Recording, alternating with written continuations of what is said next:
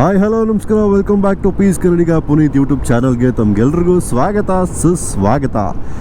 Actually ಏನು ಗೊತ್ತಾ, ಹೊಸ ವರ್ಷಕ್ಕೆ ಹೊಸದೇನೋ ತರಬೇಕು ಅಂತ ಒಂದು ಆಸೆಯಿಂದ ಇವತ್ತಿಂದ ನನ್ನ ಮೊದಲ ಮೋಟೋ ವ್ಲಾಗ್ ಶುರುವಾಗ್ತಾ ಇದೆ.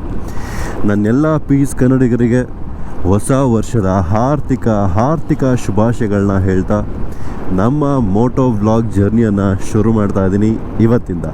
ಸೊ ಇವತ್ತು ಆ್ಯಕ್ಚುಲಿ ನಾನು ಎಲ್ಲಿಗೆ ಹೋಗ್ತಾ ಇದ್ದೀನಿ ಅಂತ ಹೇಳಿದ್ರೆ, ಜಸ್ಟ್ ಬೆಂಗಳೂರಿಂದ ಒಂದು 18 ಕಿಲೋಮೀಟ್ರ್ ದೂರದಲ್ಲಿರೋ ಹೆಸರುಘಟ್ಟದಲ್ಲಿ ನಾವು ಏನೇನೆಲ್ಲ ನೋಡ್ಬೋದು, ಆ ಜಾಗ ಸೇಫ್ ಇದೆಯಾ ಅಥವಾ ಸೇಫ್ ಇಲ್ವಾ, ಇದ್ರ ಬಗ್ಗೆ ಸ್ವಲ್ಪ ತಿಳ್ಕೊಂಡು ಬರೋಣ. ಆ್ಯಕ್ಚುಲಿ ನಾನು ಕೆಲವು ಕಡೆ ಕೇಳಿದ ಹಾಗೆ ಕೆಲವು ಜಾಗಗಳು ಸೇಫ್ ಇಲ್ಲ ಅಂತ ಹೇಳ್ತಾರೆ. ಯಾಕೆ ಸೇಫ್ ಇಲ್ಲ ಅನ್ನೋದು ಗೊತ್ತಿಲ್ಲ, ಆದರೂ ಒಂದು ಸಲ ಹೆಸರುಘಟ್ಟಗೆ ಭೇಟಿ ಕೊಡಬೇಕು ಅಂತ ಹೋಗ್ತಾ ಇದ್ದೀನಿ. ಹೇಗಿರುತ್ತೆ ಹೆಸರುಘಟ್ಟ ಜರ್ನಿ ಅಂತ ನೋಡೋಣ. Let's go to Hesaraghatta. ಅಂತೂ ಇಂತೂ ಇವಾಗ ಹೆಸರುಘಟ್ಟಕ್ಕೆ ರೀಚ್ ಆಗಿದ್ದಾಯಿತು. ಹೆಸರುಘಟ್ಟದಲ್ಲಿ ನಾನು ಹೋಗ್ತಾ ಇರೋದು ಹೆಸರುಘಟ್ಟ ಲೇಕ್. ಸೊ ಈ ರೋಡಲ್ಲಿ ಹೋಗಬೇಕಾಗಿದೆ ಹೆಸರುಘಟ್ಟ ಲೇಕ್ಗೆ. ವಾವ್, ಜಿಮ್ಮೆಲ್ಲ ಓಪನ್ ಆಗಿಬಿಡಿದೆ ದೊಡ್ಡದಾಗಿ, ಸೂಪರ್. ಯಾವುದೋ ಚಿಕ್ಕಮಂಗ್ಳೂರಿಗೂ ಮಡಿಕೇರಿಗೂ ಹೋಗ್ತಾ ಇರೋ ಫೀಲ್ ಕೊಡ್ತಾ ಇದೆ ಈ ಮಿಸ್ಟು, ವೆದರು, ಚಳಿ, ಸೂಪರ್.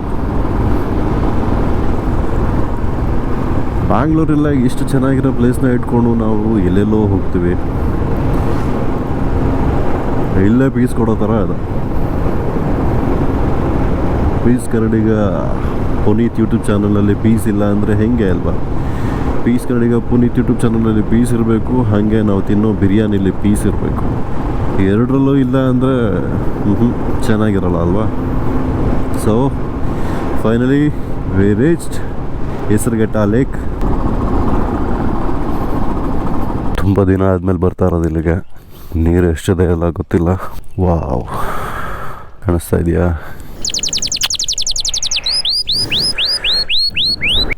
ಬೆಳಗ್ಗೆ ಜನ ಇಲ್ಲಿ ಬಂದು ವಾಕ್ ಮಾಡ್ತಾರೆ ನೋಡಿದ್ರೆ ನಾವೆಲ್ಲ ವೇಸ್ಟ್ ಅಂತ ಅನ್ಸುತ್ತೆ ಗುರು. ಬೆಂಗಳೂರು ಜಲಮಂಡಳಿ ಈ ಕೆರೆಯ ಸ್ವಚ್ಛತೆಯನ್ನು ಕಾಪಾಡಿ ಎಲ್ಲ ಕ್ಲೀನ್ ಮಾಡಿಸಿದ್ದಾರೆ ಅನ್ಸುತ್ತೆ. ಹೆಸರುಘಟ್ಟ ಕೆರೆ, ಓಕೆ, ಇದು ಒಂದು ಹಿಸ್ಟ್ರಿ ಪ್ಲೇಸ್ ಅಂತಲೇ ಹೇಳ್ಬೋದು. ಆ್ಯಕ್ಚುಲಿ ಈ ಕೆರೆ ಏನು ನೋಡ್ತಾ ಇದ್ದೀರಾ, ಇದು ಮ್ಯಾನ್ ಮೇಡ್, ಓಕೆ, ಮನುಷ್ಯರು ಮಾಡಿರುವಂತಹ ಕೆರೆ. ಎಷ್ಟು ಉದ್ದು ಕಾಣಿಸ್ತಾ ಇದೆ ಗುರು, ಮಿಸ್ಟ್ ಇರೋದಕ್ಕೆ ಕ್ಲಿಯರ್ ಇಲ್ಲ, ಬಟ್ ತುಂಬ ಉದ್ದ ಇದೆ ಕೆರೆ. ಈ ಕೆರೆ ಬಗ್ಗೆ ನನಗೆ ಎಷ್ಟು ಗೊತ್ತೋ ಅಷ್ಟನ್ನು ಒಂದು ಚಿಕ್ಕದಾಗಿ ಸಣ್ಣ ಕಥೆಯನ್ನು ನಿಮ್ಗೆ ಹೇಳ್ತೀನಿ. ಹೇಳೋಕ್ಕೂ ಮುಂಚೆ ಅಲ್ಲೊಂದು ಜಾಗ ಇದೆ, ಆ ಜಾಗನ ನೋಡಿಕೊಂಡು ಆಮೇಲೆ ಹೇಳ್ತೀನಿ. ನೀವು ಆ ಜಾಗನ ತುಂಬ ಮೂವೀಸಲ್ಲಿ ನೋಡಿದ್ದೀರ ಅಂತ ಅಂದ್ಕೊಂಡಿದ್ದೀನಿ, ಯಾಕೆಂದರೆ ಇಲ್ಲಿ ತುಂಬ ಶೂಟಿಂಗ್ ನಡೀತಾ ಇರುತ್ತೆ. ಅದರಲ್ಲಿ ರಕ್ಷಿತ್ ಶೆಟ್ಟಿ ಸರ್ ಅವರ ಮೂವಿ ಸಿಂಪಲ್ಲಾಗಿ ಒಂದು ಲವ್ ಸ್ಟೋರಿ ಏನೋ ಇದೆ. ಸೊ ಆ ಸೀನು ನನಗೆ ಇಲ್ಲಿ ತುಂಬ ಇಷ್ಟ ಆಗಿದ್ದು. ಜನ ಎಲ್ಲ ನನ್ನೇ ನೋಡ್ಕೊಂಡು ಹೋಗ್ತಾವ್ರೆ, ಯಾರು ಗುರು ಇವನು ತಲೆಗೆ ಹೆಲ್ಮೆಟ್ ಹಾಕೊಂಡು ಹಿಡಿತಾವನೆ ಅಂತ. ಎಲ್ಲ ಟೋಪಿ ಹಾಕೊಂಡು ಹಿಡಿತಾ ಇದ್ದಾರೆ, ಇವನು ನೋಡಿದ್ರೆ ಹೆಲ್ಮೆಟ್ ಹಾಕೊಂಡು ಹಿಡಿತಾ ಇದ್ದಾನೆ ಅಂತ. ಮೊದಲು ನಾನು ಸ್ಟಾರ್ಟಿಂಗ್ ಬರ್ತಿದ್ದೆ ಅಲ್ವಾ, ಆವಾಗ ಇದೆಲ್ಲ ಇರಲಿಲ್ಲ, ಇಲ್ಲೆಲ್ಲ ಎಂಟ್ರಿ ಇತ್ತು. ಅದಾದಮೇಲೆ ಇಲ್ಲಿ ಎಲ್ಲ ಕ್ಲೋಸ್ ಮಾಡಿಬಿಟ್ಟಿದ್ದಾರೆ, ಇವಾಗ ಎಂಟ್ರಿ ಇಲ್ಲ ಇಲ್ಲಿ. ಸೊ ಇಲ್ಲೇ ಬಂದರೆ ಒಂದು ದೇವಸ್ಥಾನ ಇದೆ, ಇಲ್ಲಿದು ಜಾತ್ರೆ ಎಲ್ಲ ನಡೀತಾ ಇರುತ್ತೆ ಗ್ರ್ಯಾಂಡಾಗಿ. ಹೆಸರುಘಟ್ಟಕ್ಕೆ ಬಂದಾಗ ಇಲ್ಲಿ ಕೆರೆನ ಆ್ಯಂಡ್ ದೇವಸ್ಥಾನನ ಮಿಸ್ ಮಾಡ್ಕೋಬೇಡಿ. ಶ್ರೀ ದುರ್ಗಾಂಬಾ ದೇವಿ ಸನ್ನಿಧಿ.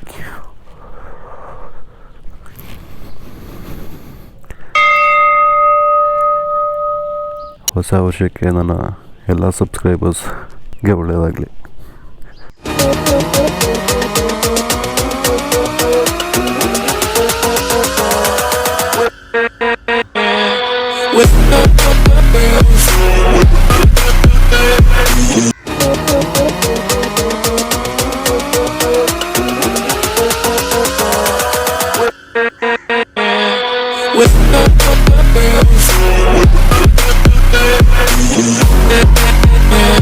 ಸೊ ಬೆಳಗ್ಗೆ ದೇವಿ ದರ್ಶನ ಕೂಡ ಆಯಿತು. ಇವಾಗ ಇಲ್ಲಿ ಯಾರೋ ಫಿಶಿಂಗ್ ಮಾಡ್ತಾಯಿದ್ದಾರೆ ಅಂತ ಅನಿಸುತ್ತೆ. ಇನ್ಸ್ಟಾ 360ಯಲ್ಲೂ ಕೂಡ ರೆಕಾರ್ಡ್ ಮಾಡ್ತಾ ಇದ್ದೀನಿ.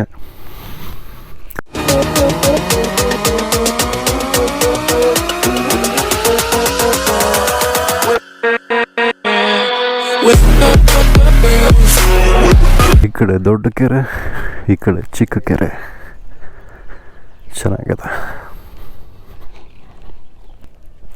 ಐ ಹೋಪ್ ನಿಮಗೆ ಜಾಗ ಕಾಣಿಸ್ತಾ ಇದೆ ಅಂತ. ಹತ್ರ ಹೋಗಿ ಕೂಡ ನಿಮಗೆ ತೋರಿಸ್ತೀನಿ. ಸಾಧ್ಯ ಆದರೆ ಒಂದು ಡ್ರೋನ್ ಶಾಟ್ ಕೂಡ ತೊಗೊಳ್ಳೋಣ. ಇಲ್ಲಿ ಸಕ್ಕದಾಗಿ ಕಾಣಿಸ್ತಾ ಇದೆ. ಸೊ ಟೈಮ್ ಆಗಿದೆ ಇವಾಗ 7 o'clock ಆಯಿತು. ಏನು ಗೊತ್ತಾ, 5 o'clockಗೆ ಎದ್ದೆ ಬೇಗ ಹೋಗಬೇಕು ಅಂತ. ಬಟ್ ಎದ್ದು ನೋಡ್ತೀನಿ ಬೆಳಕೆ ಇಲ್ಲ, ಫುಲ್ ಕತ್ಲೆ ಆಗ್ತಿತ್ತು. ಇನ್ನು ಬೆಳಕಾಗಿಲ್ಲ ಅಂದ್ಬಿಟ್ಟು ಮಲ್ಕೊಂಡೆ. 5:30 ಆಯಿತು. 5:30 ಆಗಿ ಎದ್ದು ನೋಡಿದೆ ಬೆಳಕಿರಲಿಲ್ಲ. ಮತ್ತೆ ಮಲ್ಕೊಂಡೆ 6 ಗಂಟೆ. ಇವತ್ತು ಯಾಕೋ ಬೆಳಕಾಗಲ್ಲ ಅಂದ್ಕೊಂಡು ಆಚೆ ಬಂದೆ, ಬೆಳಕಾಯಿತು. ಇವಾಗ 7 ಗಂಟೆ ಆಗಿದೆ. ಏನು ಅರ್ಥವೇ ಆಗ್ತಿಲ್ವೇ ಈ ಕೇಸು? ಎಳೆ ಮಗು ಆಗಿದ್ದಿದ್ರೆ ಓಕೆ, ಏನಿದು ಏನೋ ಗೊತ್ತಾಗ್ತಿಲ್ಲಪ್ಪ, ಗೊತ್ತಿಲ್ಲ, ಈ ಅರ್ಥ ಆಗ್ತಿಲ್ಲ ನನಗೆ. ಸೊ ಗೈಸ್, ಫೈನಲಿ ಇವಾಗ ನಾನು ಆ ಜಾಗದಲ್ಲಿ ನಿಂತಿದ್ದೀನಿ. ಸೊ ಇಲ್ಲೆಲ್ಲ ಗೇಟೆಲ್ಲ ಕ್ಲೋಸ್ ಮಾಡಿಬಿಟ್ಟಿದ್ದಾರೆ. ಇದೇ ಜಾಗದಲ್ಲಿ ತುಂಬ ಶೂಟಿಂಗ್ಗಳು ನಡೆದಿದೆ, ನೀವು ನೋಡಿದ್ದೀರ ಅಂತ ಅಂದ್ಕೊಂಡಿದ್ದೀನಿ. ಸಿಂಪಲ್ಲಾಗಿ ಒಂದು ಲವ್ ಸ್ಟೋರಿ ಸಿನಿಮಾದ ಶೂಟಿಂಗ್ ನಡೆದಾಗ ಈ ಜಾಗ ಸ್ವಲ್ಪ ಫೇಮಸ್ ಆಗಿ ಇಲ್ಲೆಲ್ಲ ಗೇಟೆಲ್ಲ ಕ್ಲೋಸ್ ಆಗೋಯ್ತು. ಸೊ ಇದ್ರ ಬಗ್ಗೆ ಒಂದು ಸಣ್ಣ ಕತೆ ಹೇಳ್ತೀನಿ ಅಂತ ಹೇಳಿದ್ದೆ. ಇದ್ರ ಕತೆ ತುಂಬ ದೊಡ್ಡದಿದೆ, ಆದರೂ ಅಷ್ಟೆಲ್ಲ ದೊಡ್ಡದಾಗಿ ನಾನು ಹೇಳೋಕ್ಕಾಗಲ್ಲ ಅಲ್ವಾ. ಸೊ ಹಾಗಾಗಿ ಸಣ್ಣದಾಗಿ ನಿಮಗೆ ಹೆಸರುಘಟ್ಟ ಕೆರೆಯ ಬಗ್ಗೆ ನನಗೆ ಗೊತ್ತಿರೋಷ್ಟು ತಿಳಿಸ್ಕೊಡ್ತೀನಿ. ಈ ಕೆರೆ ಮ್ಯಾನ್ ಮೇಡ್, ಆವಾಗಲೇ ಹೇಳ್ದಾಗೆ ಇದು ಮ್ಯಾನ್ ಮೇಡ್, ಮನುಷ್ಯರು ಮಾಡಿರೋದು. ಇಡೀ ಬೆಂಗಳೂರಿಗೆ ಇಲ್ಲಿಂದ ನೀರು ಸಪ್ಲೈ ಆಗ್ತಾಯಿತ್ತು ಹೆಸರುಘಟ್ಟ ಕೆರೆಯಿಂದ. ನಂಬಕ್ಕೆ ಕಷ್ಟ ಆಗ್ತದೆ, ಆದರೂ ನಂಬಲೇಬೇಕು, ಯಾಕೆಂದ್ರೆ ಇರೋ ಸತ್ಯನೇ ಅದು. ಈ ಕೆರೆ ಕನ್ಸ್ಟ್ರಕ್ಷನ್ ಆಗಿದ್ದು 1894 ಇಸ್ವಿಯಲ್ಲಿ. ಆ್ಯಂಡ್ ಇದ್ರ ಕೆರೆ ನೋಡ್ತಾ ಇದ್ರೆ ಇದ್ರ ಅಳತೆ ಎಷ್ಟಿದೆ ಅಂದರೆ 1110 ಎಕರೆ ಇದೆ. ಇದರ ಆಳ 72 ಅಡಿಗಳಿದೆ. ಈ ಕೆರೆ ನಿರ್ಮಾಣಕ್ಕೆ ಮುಂದೆ ನಿಂತಿದ್ದು ನಮ್ಮ ಮೈಸೂರು ಮಹಾರಾಜರಾದ ಶ್ರೀ ನಾಲ್ವಡಿ ಕೃಷ್ಣ ರಾಜೇಂದ್ರ ಒಡೆಯರ್, ಹಾಗೆ ಅವ್ರ ಜೊತೆಗೆ ಕೆ ಶೇಷಾದ್ರಿ ಅಯ್ಯರ್. ಇದಕ್ಕೆಲ್ಲ ಪ್ಲ್ಯಾನ್ ಕೊಟ್ಟಿದ್ದು ಯಾರು ಗೊತ್ತಾ? ಸರ್ ಎಂ ವಿಶ್ವೇಶ್ವರಯ್ಯನವರು. ಒಬ್ಬ ಯೂಟ್ಯೂಬರ್ ಆಗಬೇಕು ಅಂದರೆ ಅಷ್ಟು ಸುಲಭವಾದ ಕೆಲಸ ಅಲ್ಲ ಅಲ್ವಾ. ಹೆಂಗೆಲ್ಲ ಸರ್ಕಸ್ ಮಾಡಬೇಕು ಒಂದು ವೀಡಿಯೋ ಮಾಡೋದಕ್ಕೆ. ಇದೊಂಥರ ಸರ್ಕಸ್ ಆದರೆ ಎಡಿಟಿಂಗ್ ಒಂಥರ ಸರ್ಕಸ್ ಆಗಿರುತ್ತೆ ನಮಗೆ. ಸೊ ಏನು ಮಾಡೋಕ್ಕಾಗಲ್ಲ, ಮಾಡಲೇಬೇಕಲ್ವ. ನೋಡಿ, ಇನ್ಸ್ಟಾ 360 ಒಳಗಡೆ ಹಾಕಿ ವೀಡಿಯೋ ಮಾಡ್ತಾಯಿದ್ದೀನಿ. ಬಿಕಾಸ್ ಆಫ್ ಇದು ಫುಲ್ ಬ್ಲಾಕ್ ಆಗಿದೆ. ಇಲ್ಲಿ ಎಲ್ಲೂ ಜಾಗ ಇಲ್ಲ ಒಳಗಡೆ ಹೋಗೋಕ್ಕೆ. ಒಳಗಡೆ ಜಾಗ ಇದ್ದೀರ ಅಲ್ಲಿ ಹೋಗ್ಬೋದಿತ್ತು, ಬಟ್ ನೋ ಸ್ಪೇಸ್. ಸೊ ಇದರ ಕತೆ ಇಲ್ಲಿವರೆಗೂ ಕೇಳಿದ್ರಿ, ಇಷ್ಟ ಆಯಿತು ಅಂತ ಅನ್ಕೋತೀನಿ. ಸನ್ರೈಸ್ ಆಗ್ತಾ ಇದೆ, ಏನು ಸಕ್ಕತ್ತಾಗಿ ಕಾಣಿಸ್ತಾ ಇದೆ ಗೊತ್ತಾಗರು. ವಾವ್, ಯಾವುದೋ ಫೋಟೋಶೂಟ್ ಬೇರೆ ನಡೀತಾ ಇದೆ. ಸೊ ಐ ಹೋಪ್ ನಿಮಗೆ ಈ ಕತೆ ಇಷ್ಟ ಆಗಿದೆ ಅಂತ ಅನ್ಕೋತೀನಿ. ಹೆಸರುಘಟ್ಟ ಕೆರೆ ಬಗ್ಗೆ ಇಲ್ಲಿ ಎಲ್ಲ ಎಕ್ಸಸೈಸ್ ಮಾಡ್ತಾ ಇದ್ದಾರೆ. ಆ್ಯಕ್ಚುಲಿ ಈ ಮರ ನೋಡಿದ್ರೆ ನನಗೆ ಏನು ನೆನಪಾಗ್ತಿದೆ ಗೊತ್ತಾ? ನನ್ನೊಂದು ಫೋಟೋ ಇದೆ, ಆ ಫೋಟೋ ನೆನಪಾಗ್ತಾ ಇದೆ. ನೋಡಿ ಹಾಕ್ತೀನಿ.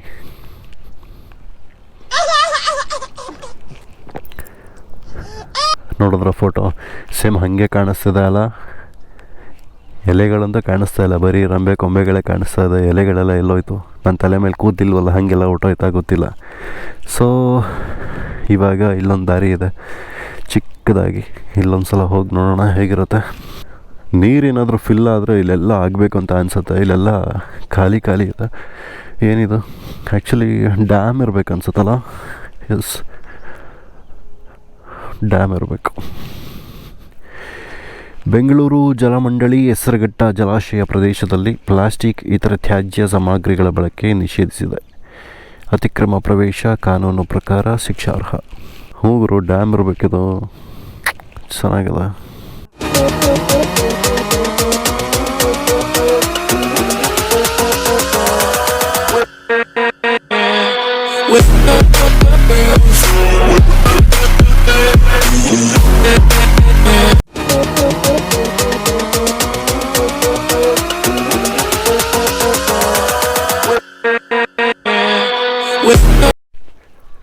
ಸೊ ಇಲ್ಲಿ ಎಂಡೋರ್ಗೂ ಬಂದೆ.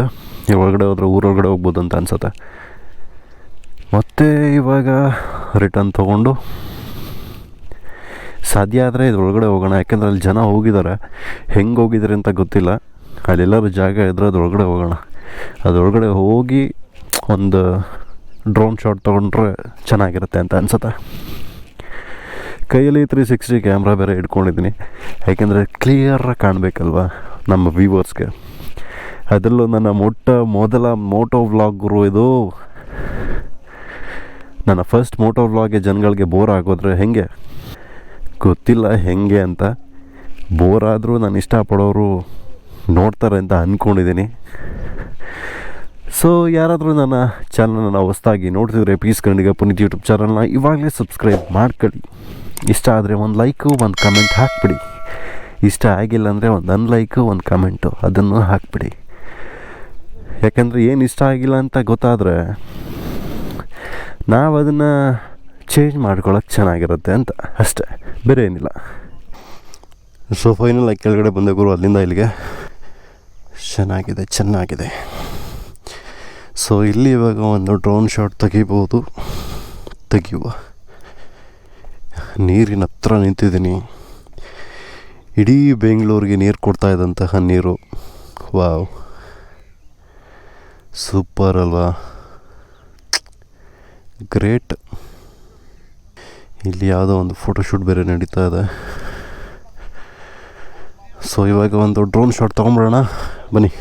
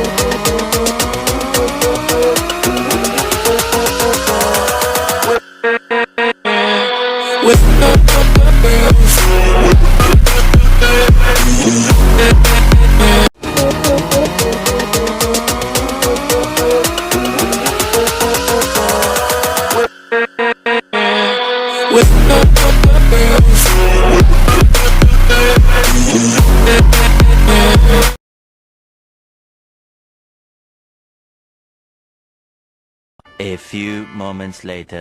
ಇಷ್ಟು ದೊಡ್ಡದ ಕೆರೆ ಇದೆ. ಕೆರೆ ಮಧ್ಯದಲ್ಲಿ ಈ ಥರ ಮರಗಳಿದೆ. ಓಕೆ, ಈ ಮರಗಳು ಇಷ್ಟು ನೀರಿದ್ರೂ ಒಣಗೋಗಿರೋದಕ್ಕೆ ಕಾರಣ ಪ್ರಕೃತಿ ಅಲ್ವಾ.